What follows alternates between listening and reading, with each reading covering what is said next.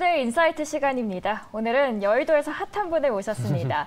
유진투자증권 허성민 애널리스트와 함께하겠습니다. 안녕하세요. 안녕하세요. 여의도에서 핫해요? 네, 왜냐하면 챗 GPT 관련된 리포트를 잠시 후에 설명을 드리겠지만 썼더라고요. 그래서 많은 그쵸. 러브콜을 받고 계신다는 소식을 들었습니다. 여의도에서 핫하네요. 그렇다면 챗 GPT 이전에 시장 얘기를 잠깐 하고 아까 말씀하셨던 보고서도 좀 살펴볼 텐데 간밤에 나왔던 지표들 유로존에도 물가가 너무 높게 나왔던 상황도 말씀드리고 미국은 이제는 물가가 오히려 이제 하락하다가 다시 상승하고 있어요. 그래서 일각에서 아니면 뭐 거의 이제 중론이 되는 것 같은데 미국의 긴축이 생각보다 더 높게 그리고 생각보다 더 길게 장기화되는 거 아니냐 이런 우려가 있거든요. 여기에 대해서 한번 점검해 볼 필요가 있을 것 같습니다. 저도 이제 사실 작년 이제 말에 이제 인플레가 좀 끈질길 것 같다 이렇게 말씀을 드렸었는데 또 저희 하우스에 내부적으로 이콘을 하시는 분이 있는데 경제를 하시는 분이 이제 좀 인플레 지표를 좀 살펴보면서 아무래도 사람들이 좀 과민 반응하는 것 같다. 인플레가 생각보다 스티키할 것 같긴 한데 또 생각보다 중앙값만 살펴보면은 그렇게 변동성이 크지는 않을 것 같고 계속 하락 추세는 이어질 것 같다라는 의견이 또 나와서 제가 살짝 설득이 됐었는데 근데 또 1월 지표가 이제 나오면서 제가 좀 이게 아니었구나 약간 그런 생각이 들더라고요. 그래가지고 결국은 이게 누구도 지금 확신을 할 수 없는 상황이고 맞아요. 사실 1월 지표가 어떻게 보면은 살짝은 예고됐다고도 볼 수가 있거든요. 왜냐하면 개인 소비가 아직도 되게 강합니다. 1월 개인 소비 지출이 인플레를 고려하고도 한 1.1% 정도 월간으로 상승을 했고요. 1월 소비 지출 같은 경우는 좀 이제 해석하는 데 있어서 좀 유의를 할 필요가 있는데 이게 더 활발할 수밖에 없는 이유가 개인들이 이제 세금으로 납부하는 금액이 좀 적었고 좀 이제 보조금이 좀 많이 좀 늘었습니다. 그리고 소비가 일단 강하면 일단 서비스 물가는 당연히 잘 잡히지가 않겠죠. 그리고 연준 입장에서는 그러면 이제 당연히 금리를 더 높이 그리고 오랫동안 이제 늘리는 그 방법 외에는 사실상 방도가 없다고 볼 수가 있습니다. 그래서 사실상 지금 나오는 얘기가 그 무착륙 얘기 나오고 있잖아요. 연착륙도 경착륙도 아닌 무착륙 가능성이 높아진 거고 S&P 500 역시 이런 이제 좀 가능성을 보고 좀 하락을 하고 있고요. 2월 2일 고점을 찍고 하락을 했고 지금 2년 국채금리도 전고점을 지난 상태고 10년 국채금리도 재차 4% 이상으로 이제 지금 상승을 한 상황이죠. 그래서 하지만 이제 좀 긍정적인 부분은 1월 물가와 이제 소비 급등이 좀 지속되지는 않을 것이라는 건데 이제 1월 지표 같은 경우는 이제 온화한 날씨 그리고 연초 여러 보조금 아까 말씀드린 세금 이런 요인이 좀 반영이 된 거고 하지만 지금 당장은 좀 분위기를 좀 전환시킬 계기가 좀 뚜렷하지 않은 것 같습니다. 그렇죠. 지금 주식시장 하락 위험은 여전히 사라지지 않은 상황이고 좀 낙관론이 있다면 기술적 지표 정도는 좀 완화되고 있고 아무래도 이제 보통 저희가 풋콜 레이쇼를 많이 보잖아요. 많이 보죠. 이게 2월 2일 저점 0.49였는데 지금 0.8 이상으로 상회를 한 상황입니다. 기술적 지표만으로 보면은 이제 주간 기준으로 어떻게 보면 약간 바닥에 가까워졌다라고 또 볼 수가 있는데 또 지표를 제가 보기엔 좀 주목을 해야 될 것 같아요. 지금 이제 ISM은 좀 좋게 나왔잖아요. 이거는 어떻게 보면 좀 안 좋은 신호죠. 왜냐하면 세부적으로 살펴보면은 지금 신규 주문 늘었습니다. 근데 이제 물가 지표가 상승했어요. 50을 넘었죠. 맞아요. 근데 사실상 이게 신규 주문이 늘면 제조업 경기가 나아지는 거니까 이제 좋다고 볼 수도 있겠지만 사실상 물가 지표가 상대 강도 이제 신규 주문을 이제 분자로 넣고 분모를 이제 재고로 두면은요 그렇게 약간 제조업 경기를 좀 가늠할 수 있는 지표가 되는데 물가 지표가 그 상대 강도에 대한 약간 선행 지표 개념인데 물가가 너무 많이 상승했잖아요. 사실상 저희가 작년에 기대했던 거는 그 물가 ISM 내에서 물가 지표가 좀 하락하면서 좀 빠르게 턴어라운드가 일어나지 않을까. 그러니까 심체가 빨리 일어나고 물가 지표 잡히고 턴어라운드가 일어나지 않을까라는 기대감이었는데 그게 완전히 깨져버린 거죠.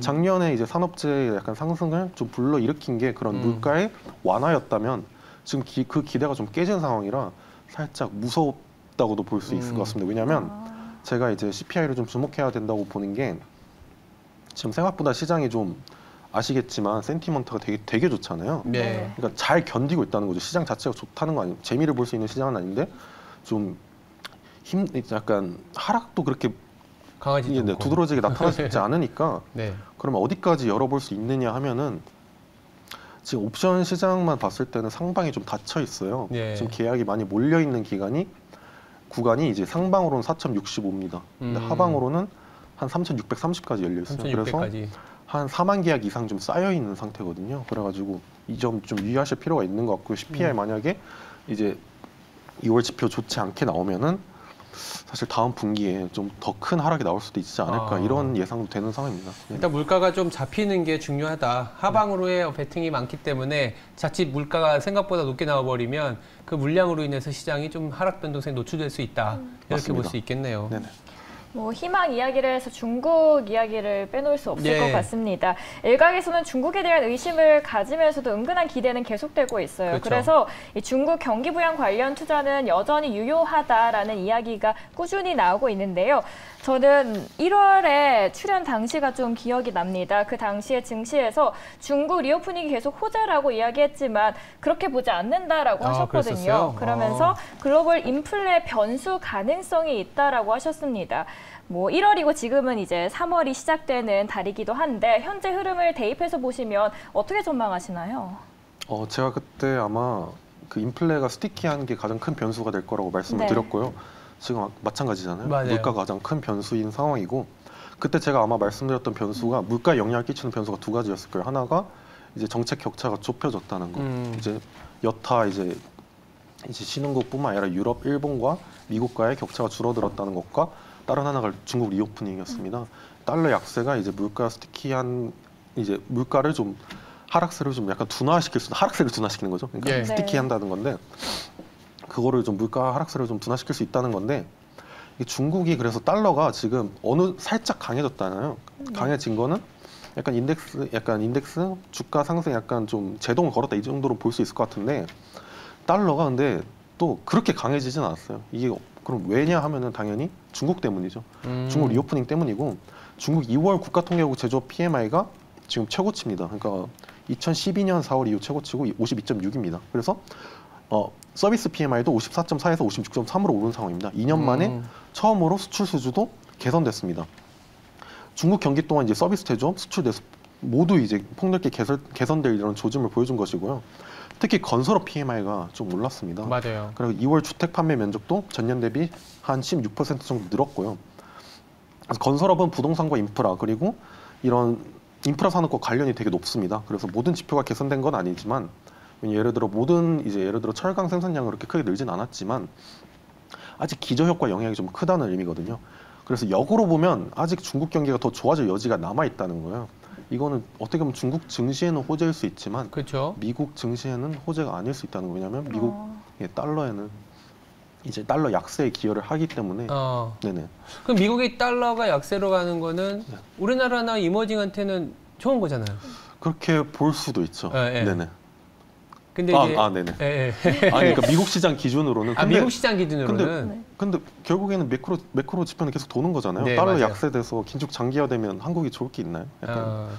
근데 달러 약세가 된다라는 거는 긴축이 장기화도 있지만 이게 참 작년하고 올해하고 다른 게 작년에는 이게 긴축이 코스트로, 그러니까 비용으로 인식을 했는데 올해 같은 경우에는 이게 이제 비용이 아니라 수요로 해석할 수도 있는 여지가 있기 때문에 참 어려운 것 같아요. 시장이라는 게 다 그런 거지 않습니까? 맞아요. 근데 이제 달러가 약세가 된다라는 건 한마디로 다른 나라들의 이제 경상수지나 외환 보유가 늘어나는 상황이라기 볼 수 있거든요. 그러면 그래서 이머징이나 한국으로 자금이 들어오는 건데, 근데 이제 허성민 연구원 같은 경우에는 달러가 약세되면 미국의 물가가 높아질 수 있고 긴축이 장기화될 수도 있다. 이 부분을 좀 보시는 것 같아요. 맞습니다. 저도 웬만하면 이제 항상 긍정적으로 좀 해석을 하고 싶은데 사실 지금 상황은 제가 보기엔 그렇지 않아요. 지금은 안 그렇다. 네, 제 의견입니다. 일단은 지금 시장에서 사실 그런 부분은 맞는 것 같아요. 연초부터 달러 약세가 나타나니까 이거는 수요다라면서 강하게 들어 올렸는데 생각보다 물가가 잘 안 내려오네. 그러면 이거 더 랠리를 갈 수 있어? 이런 고민이 딱 지금 뭐랄까요? 시장에 막혀 있는 그런 상황이라고 볼 수 있고요. 또 하나 이제 나온 김에 출연하신 김에 또 하나 여쭤보고 싶은 게 연초부터 강한 랠리의 또 근원 중에 하나가 AI, 챗 GPT이지 않습니까?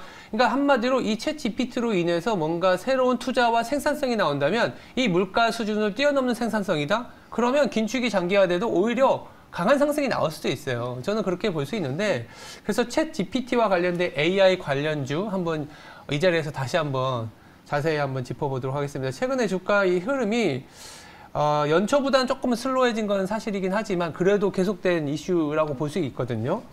최근 이슈하고 움직임을 좀 한번 분석해 볼 필요가 있을 것 같아요. 사실 엔비디아 주가가 되게 많이 올랐잖아요. 많이 올랐어요. 사실 이게 막 약간 증시 약간 반등의 계기다, 반전의 계기다 이렇게 보시는 분들도 많은데, 제가 항상 나쁜 얘기만 해서 죄송한데 아니요, 괜찮습니다. 이게 제가 챗GPT 보고서를 썼잖아요. 네. 이게 쓴 게 저는 개인적으로 이제 제가 약간 개발자에 가까운 일을 많이 하다 보니까 AI 같은 툴을 좀 많이 다루게 됐어요. 저는 이제 금융 시계열 분석 쪽에 많이 사용을 했잖아요. 네. 개발자 입장에서 본 이제 AI 발달 과정에서 GPT가 차지하는 부분이 그렇게 크지 않다고 많이 느꼈거든요. 크진 않다. 네, 그래서 제가 결론만 말씀드리면 챗 GPT는 기술 자체로만 보면 그렇게 주목할 만한 기술은 아닌데 이게 저희가 와닿는 거는 되게 크잖아요. 어떻게 보면은 저희가 웹페이지를 통해서 간단하게 저희가 접속해서 사용할 수 있는 건데 약간 입력을 저를 막 대체할 것 같은 그런 느낌이 들잖아요. 실제로. 그래서 되게 큰 화제거리는 될 수 있겠다. 되게 큰 와닿는 계기는 될 수 있겠다. 그런 느낌은 들었는데 이게 산업 전반적으로 좀 뭔가 생산성에 큰 개선을 가져올 만한 기술은 아니라고 좀 판단이 돼가지고 그 부분에 대해서 좀 제가 디테일하게 다룬 자료를 좀 썼거든요. 그래서 기술적으로 진보로 볼 수는 없지만 지금 상황을 약간 지금 가능성을 많이 열어둔 겁니다. 그러니까 AI가 인공지능이 원래는 기존에는 그렇게 약간 혹시 불쾌한 골짜기라고 들어보셨나요? 불쾌한 골짜기요? 아니요. 약간 로봇이나 AI에서 많이 쓰는 용어인데 약간 인간과 엉성하게 유사해지면 약간 이질감이 높아지는데 그 이상으로 유사해지면 이질감이 좀 떨어진다. 네, 그래서 그 골짜기라고 부르거든요. 근데 챗GPT 답변 너무 자연스럽게 해가지고 그럼 불쾌한 골짜기가 사실 없어요. 그래서 이 말은 AI가 이제 매력적이라는 거예요. 그래서 이제는 BM화될 수 있는 거고 어떻게 보면 이거 수익성이 확보된다는 거죠.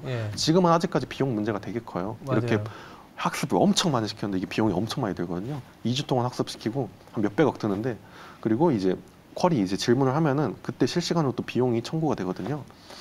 비용 엄청 많이 듭니다. 그게 지금 오픈AI가 지금 뭐 $20 정도 한 달에 해서 구독 서비스도 제공하는데 그거를 제공해 하더라도 아마 손실이 날 거예요. 계속 손실 난다. 지금 아무래도 마켓 쉐어를 늘리려고 하는 상황이고 그런 상황이라 아직 기술적인 뒷받침도 없는 상황이고 그런 기술적 뒷받침이 돼서 그런 언어 모델이 좀 활성화되더라도 그게 사실상 범용적으로 산업에 적용될 수 있는 건 아닙니다.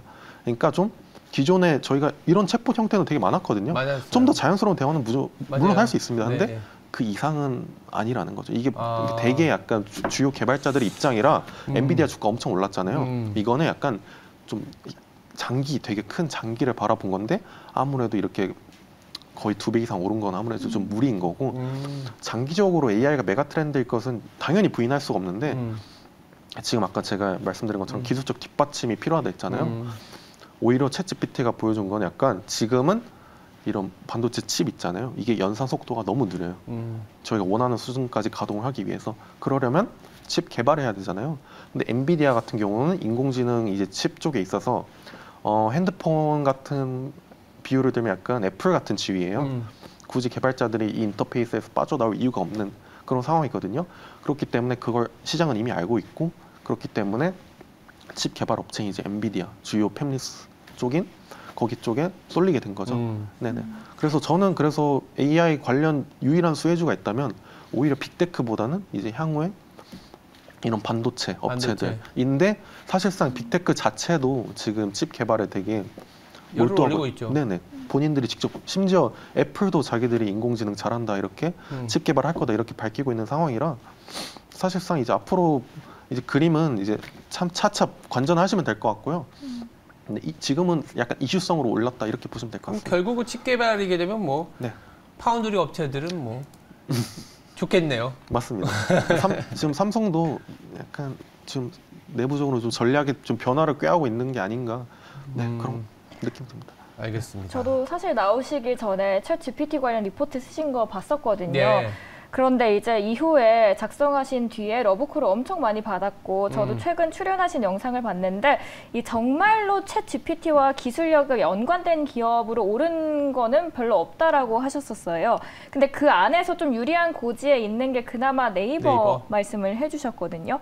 네이버에 대한 시각도 한 말씀 부탁드릴게요. 네이버 같은 경우는 그러니까 유일하게 관련이 있다는 게 GPT와 그나마 연관이 좀 높아서. 있으니. 왜냐하면 결국에 이제 제가 GPT가 그렇게 대단한 모델이 아니라는 거는 어느 정도 비용 투자를 할 수 있는 자본이 갖춰져 있고 이제 캐펙스 투자를 할 수 있고 그리고 어느 정도의 빅데이터가 갖춰져 있는 기업은 유사한 모델을 써서 학습을 다 시킬 수가 있어요. 거기서 이제 한국에서 그러면 그게 갖춰진 기업이 어디냐 하면 당연히 네이버죠. 지금 AI 테마로 많이 오른 주 보시면 약간 중소형주가 되게 많거든요. 국내 맞아요. 종목 중에서는 사실 근데 국내 종목은 GPT 관련해서 정말 어떤 특정한 기술력을 보였다고 할 수가 없는 거죠. 왜냐하면 GPT 자체가 비용이 되게 높이 발생하는 그렇죠. 그런 모델입니다. 근데 국내 중소형주가 올랐다는 건 사실상 테마성 이슈로 올랐다는 거죠. 그래서 정말 관련이 있는 주라면 네이버 아니면 여기 통신사 아니면 좀 AG, KT 이런 계열에서는 그리고 LG 같은 경우는 좀 네이버보다 오히려 약간 또 좀 범용적으로 좀 전사적으로 좀 BM 라인에 다 이제 파이프라인에 다 구축을 하는 것 같더라고요. 근데 그런 부분 한번 자세히 살펴보시면 될 것 같아요. 네네. 알겠습니다. 네, 챗 GPT 이야기를 했고 마지막으로는 이 출연 당시에 원자재 금 등의 비중을 좀 확대하는 전략을 제시를 해주셨었습니다. 근데 지금 시장 상황 속에서 본다면 뭐 주식과 채권, 원자재 등을 생각을 했을 때 배분을 좀 어떻게 짜는 게 좋다고 보시나요? 사실상 지금은 좀 확실하게 말씀드릴 수 있을 것 같아요. 근데 저도 제가 작년 말에 주식 비중 약간 좀 회의적이다 네. 맞아요. 라고 말씀드렸는데 너무 많이 올라가지고 맞아요. 좀 민망했는데 사실 센티먼트만 보면 믿을 수가 없으니까 네. 근데 지금 상황에서 여전히 이제 주식은 아직도 이제 비중은 약간 축소하고 제가 말씀드린 것처럼 약간 지금 상방이 좀 닫혀 있는 상황이고 네. 하방이 좀 열려 있다고 볼 수 있습니다. 네. 그리고 만약에 굳이 이제 주식을 하신다면은 이게 뭐 보유한다는 개념보다는 지표를 좀 보면서 택티컬하게 접근을 하시면 네. 기술적 지표 같은 것도 왜냐하면 지금 박스권 장세가 계속 이어지고 있어서 그렇죠. 지금 평균 회귀 이런 기술적 지표가 되게 워킹을 잘하거든요. 네. 이런 거 활용하시는 전략이 더 유효할 것 같고요. 근데 이제 달러 약세 제가 저번에 말씀드린 것처럼 달러 약세랑 이런 전반적인 이제 미국 자산 수요 감소는 제가 유지를 하고 있습니다. 그리고 역시 이제 그러면 이제 미국 달러는 그리고 지금은 아직 고평가 영역이고 예. 지금 한 좀 분기 단위로 보면은 지금 미국 숏 베팅은 유효한 것 같습니다. 그래서 네네. 그리고 중장기적으로 원자재에 대한 또 관심이 좀 필요할 것 같고요. 예. 또 이제 왜냐하면 이제 원자재가 좀 장기적으로 보면요. 예. 주요 자산 중 가장 좀 오르지 못한 사실 그런가요? 자산군으로 볼 수가 있습니다. 그래서 지금 원자재 지금 인플레가 또 재차 점화가 되고 있잖아요. 네. 금 비중 역시 어느 정도로 지키시면서 하시면은 충분히 자산 해지 효과를 좀 가져가실 수 있을 것 같습니다. 네. 원자재. 네. 당장은 주식 시장은 좀 닫혀 있고 네. 미국은 뭐 상대적으로 이머징보다는 좀 숏에 가깝고 맞습니다. 인플레를 해지하기 위해서는 원자재에 대한 관심이 필요하다. 이렇게 이제 정리를 할 수 있겠네요. 네. 네, 변화된 전망까지 또 인정을 해주시는 모습이 더 멋있게 느껴졌습니다. 여의도의 핫한 남자 유진투자증권 허성민 애널리스트와 함께했습니다. 감사합니다. 감사합니다.